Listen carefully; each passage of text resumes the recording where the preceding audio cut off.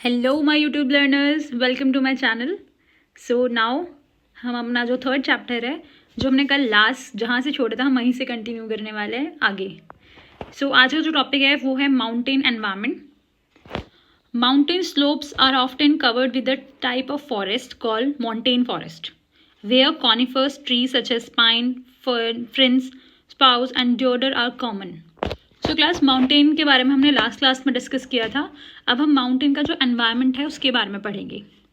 Mountain में जिस type के आपको फॉरेस्ट देखने को मिलेंगे या ट्री देखने को मिलेंगे वो माउंटेन फॉरेस्ट में आते हैं, जिसके कुछ एग्जांपल्स आपको दिए हुए हैं, जैसे pine, deodar, fern, spruce. These kind of plants are very common in the forest reason.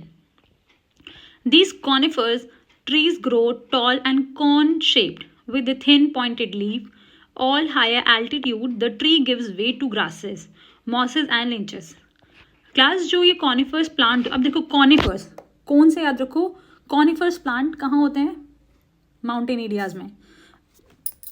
अब इन्हें कॉनिफर्स क्यों कहते हैं? पहला, ये बहुत ज़्यादा लंबे होंगे क्लास, इनकी जो हाइट होगी वो बहुत ज़्यादा टॉल होगी। दूसरा, बिल्कुल स्ट्रेट होते हैं ये, और जो इनका पॉइंटेड है, यानी कि ये ग्रो टॉल, काफ़ी लंबे होंगे। इनकी जो शेप है वो कोन की तरह होगी, बिल्कुल टॉप से एकदम से आइसक्रीम की कोन होती है ना, वैसे इस टाइप की होगी। ये बिल्कुल थिन होते हैं, पॉइंटेड लीव्स होती हैं इनकी, इसीलिए। और इनके आसपास आपको मॉसेस और लिंचेस देखने को मिलेंगे, जिसकी पिक्चर मैंने आपको लास्ट क्लास में शो की थी। ओके, तो माउंटेन जो फॉरेस्ट है ये हाई एल्टीट्यूड पर पाए जाने वाले प्लांट्स होते हैं या ट्रीज होते हैं। अब क्लास यहाँ पे जो कालिदास के बारे में, कालिदास ने जो एक पोएम लिखी है उसकी कुछ लाइन्स यहाँ पे दी हुई है। कालिदास जो है वो पुराने एंशिएंट टाइम के काफ़ी अच्छे कवि हुआ करते थे, उनके बारे में। Here are the two verses from a long poem by Kalidas. ये जो पोएम है कालिदास के थ्रू लिखी गई है, वो 15 years ago, often considered to be the greatest poet of ancient India। Kalidas को ग्रेटेस्ट पोइट कहा जाता है एंशिएंट इंडिया का। The poem Kumarasambhava beings with the innovation to the Himalayas, यानी कि हिमालय को इन्होंने बहुत अच्छे से अपनी जो संस्कृत लैंग्वेज है उसमें काफ़ी अच्छे से सिंप्लीफाइड किया है, बहुत अच्छे से बताया है कि कैसा था। This is a simplified translation from the Sanskrit, जो उनकी पोएम है उससे बताया गया। In the north raises Himalaya the Lord of mountains like a living God who measures the earth and stretches from the western to eastern ocean. From it the winds came down carrying spray from descending Ganga, shaking the deodar tree, opening the peacock's tail feather and cooling the mountain people after they hunt deer. So ये कुछ poems की line है जो कालिदास के through लिखी गई है। अब यहाँ पे लॉर्ड ऑफ माउंटेन के बारे में बताया है, गंगा के बारे में बताया है, ठीक है। आगे देख लेते हैं, कुछ पिक्चर्स आपको दिखाई देंगी यहाँ पर, देखो ध्यान से। ये जो कुछ पिक्चर्स हैं ये माउंटेन एनिमल्स की पिक्चर्स हैं, यानी कि जो एनिमल्स माउंटेन्स पर पाए जाते हैं। हम इनके नाम देख लेते हैं कौन कौन से हैं। पैरा है peregrine falcon, Himalayan tahr, mountain hare, golden eagle, Canadian lynx, yak, ibex, grey fox, leopard, black bear. So ये जो एनिमल्स हैं ये मेनली हाई एल्टीट्यूड पर पाए जाने वाले एनिमल हैं। फ्यू एनिमल्स जो हैं जो माउंटेन वाले एरियाज में हम लोग को ईजिली देखने को मिल जाएंगे। लोग जो घूमने जाते हैं माउंटेन्स पर वो याक की सवारी भी करते हैं, देखा होगा आप लोगों ने। अब हम आगे बढ़ते हैं अपने चैप्टर में। Deep forest, flowing rivers, lake, grasses and caves in the mountains are home to diverse fauna.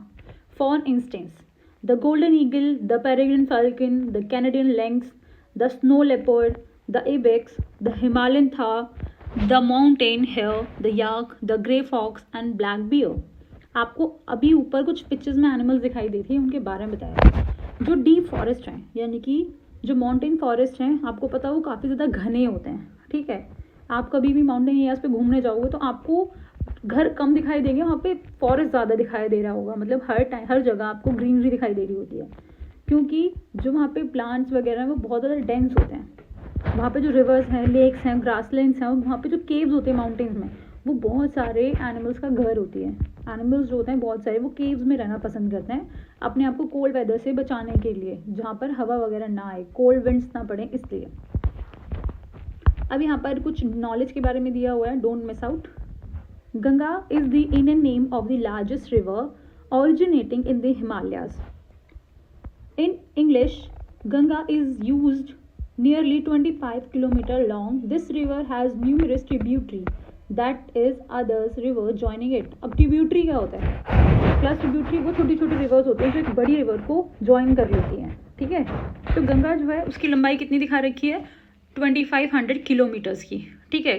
Ganga एक होली रिवर्स है हम लोगों की, हिंदू धर्म में सभी लोग इसे काफ़ी एक तरह से माता मानते हैं, पूजा भी करते हैं। Some of them like Yamuna and Ghaghara also originate in Himalaya. Ghaghara और जो गंगा यमुना है ये दोनों भी ट्रिब्यूटरी है किसकी? गंगा की। Others like the Son and Son originated from the Vidyan range to the south of the Ganga plain. जो सोन नदी है वो भी क्या है? वो गंगा की ही ट्रिब्यूटरी है जो कि विंध्याचल रेंजेस से निकलती है और गंगा में जाकर मिल जाती है। अब यहाँ पर एक पिक्चर दिखा रखी है, ये टेरेस फार्मिंग की पिक्चर, ध्यान से देखो। ये जो पिक्चर है आपको ऐसा लग रहा होगा सीढ़ी सी है, सीढ़ी के ऊपर खेती की हुई है, दिख रहा है? Terrace farming in the north India. अब क्लास यहाँ ध्यान रखो, जो माउंटेन एरियाज होते हैं उनके ऊपर जो फार्मिंग है वो कभी भी डायरेक्ट फार्मिंग नहीं की जाती, वहाँ पर टेरेस बनाकर फार्मिंग की जाती है ताकि सॉइल का इरोजन ना हो जाए, सॉइल जो है बहकर नीचे ना चली जाए सारी। सपोज आपके पास दो लैंड एरियाज हैं, मानते हैं एक लैंड एरिया है बिल्कुल जिसका स्लोप नीचे की तरफ है और बिल्कुल स्ट्रेट है, और एक स्लोप है जो बिल्कुल सीढ़ी की तरह बना हुआ है, वो भी डाउनवर्ड ही है बट वो सीढ़ी की तरह बना हुआ है, ठीक है। जस्ट इमेजिन एक स्लोप है जो बिल्कुल नीचे स्टीप है और वहाँ पर खेती की जा रही है, और एक जगह है जो सीढ़ी की तरह बनाई गई है और वहाँ पर खेती की जा रही है। अब ये बताओ जब बारिश आएगी तो किस में मिट्टी जो है बहकर नीचे चली जाएगी? ऑब्वियसली जो स्टीप स्लोप होगा उसमें, जो सीढ़ी की तरह बनाई गई स्लोप्स होंगी उसमें कभी पानी नीचे बहकर नहीं जाएगा और ना ही ज़्यादा मिट्टी यानी कि सॉइल जो है बहकर नीचे जाएगी। इसीलिए टेरेस जो फार्मिंग है वो माउंटेन्स पर परफॉर्म की जाती है, जस्ट बिकॉज ऑफ ताकि सॉइल इरोजन ना हो इसलिए। A piece of stretch of land from point view of the physical feature terrain. Life in the mountains. The mountain terrain is usually rugged or rough and has a steep slope. This means that regular farming cannot be practiced in some valleys. और एक चीज़ और है, mountains की जो terrain है यानी कि जो मिट्टी है जगह है वो कैसी होती है? रफ होती है और उबड़ खाबड़ होती है। अब उसे आप प्लेन तो कर नहीं सकते, इसीलिए वहाँ पर टेरेस फार्मिंग परफॉर्म की जाती है ताकि वहाँ पर इजीली फार्मिंग की जा सके और दूसरा सॉइल इरोजन से बचा जा सके। रेनी सीजन के अंदर अगर बारिश हो जाए तो जो सॉइल है वो क्या होगा? वो इरोड हो जाएगी और वो नीचे चली जाएगी।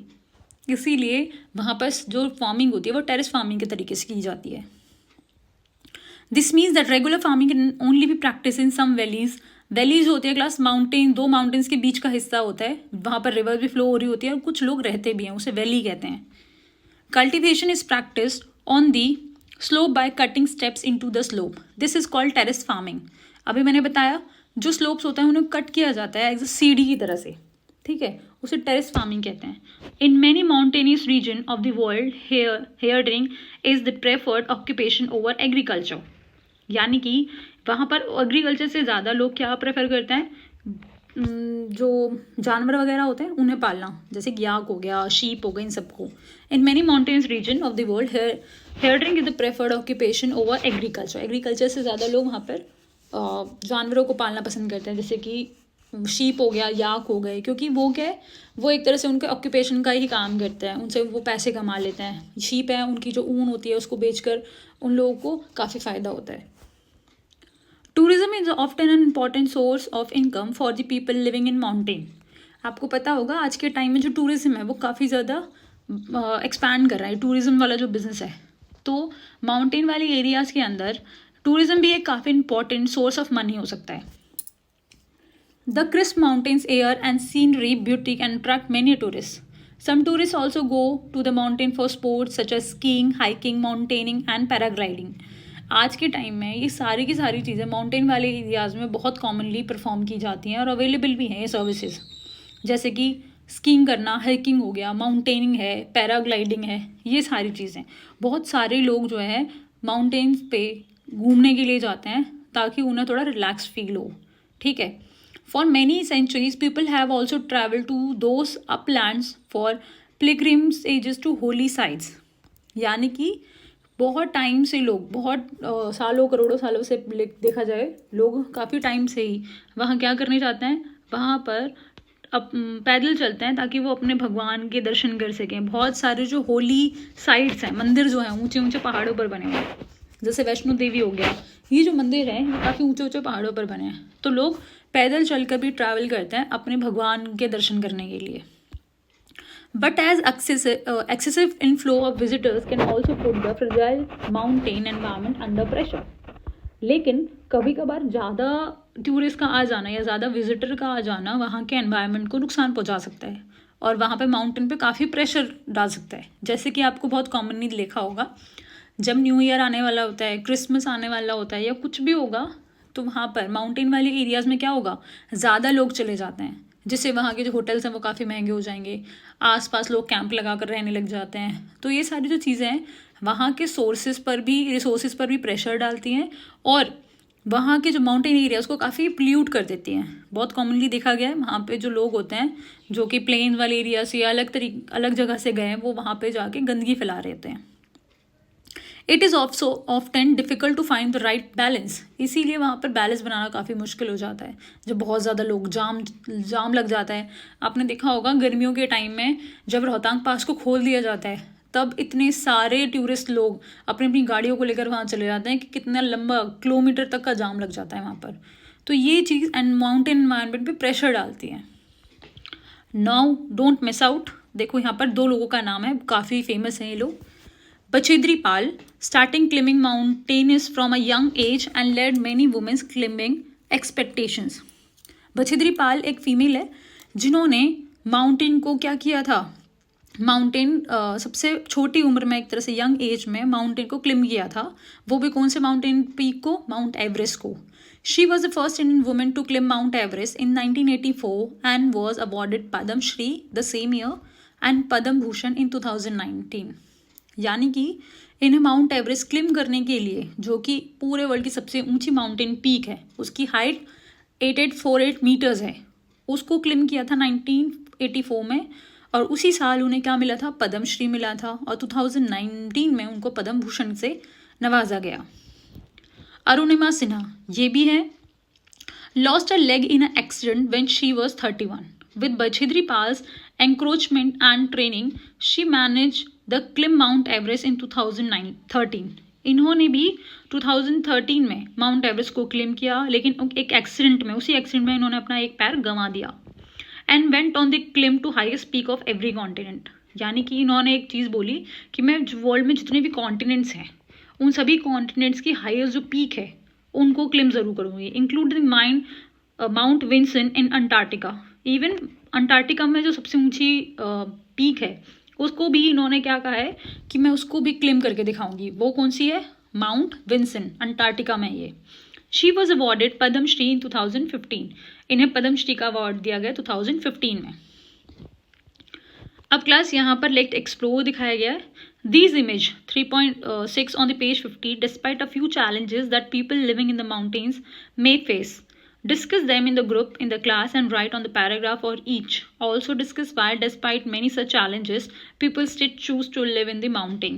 यानी कि बोला गया एक एक्टिविटी है जो क्लास में आपकी टीचर डेफिनेटली आपको परफॉर्म करवाएगी। इसमें दिया हुआ है कि आप लोगों को ग्रुप बनाना है और डिस्कस करना है कि जो माउंटेन के लोग हैं वो किस तरह के चैलेंजेस को फेस करते हैं वहाँ रहते हुए, उनकी लाइफ कैसी होती है, ठीक है, और इतने चैलेंजेस होने के बाद भी वो लोग वहाँ रहना क्यों पसंद करते हैं।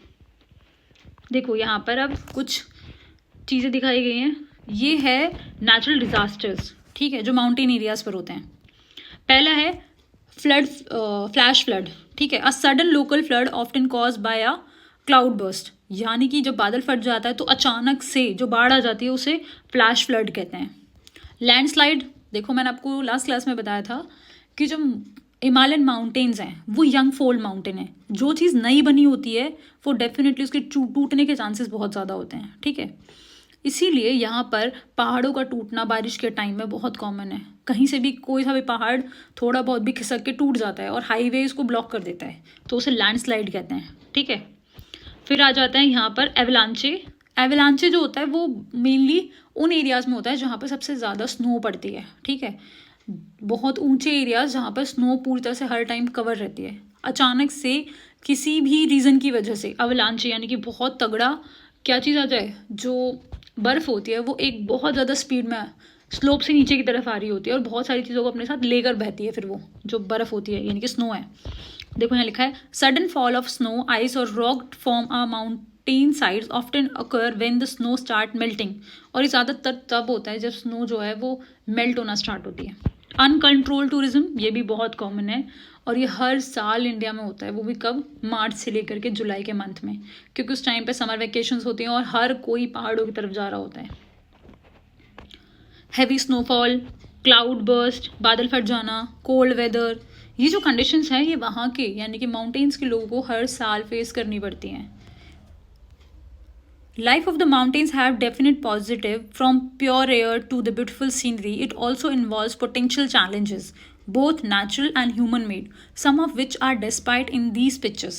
दिख रहा होगा, ये सारी प्रॉब्लम माउंटेन में रहने वाले जो लोग हैं उन्हें हर साल फेस करनी पड़ती हैं। ठीक है, डोंट मिस आउट।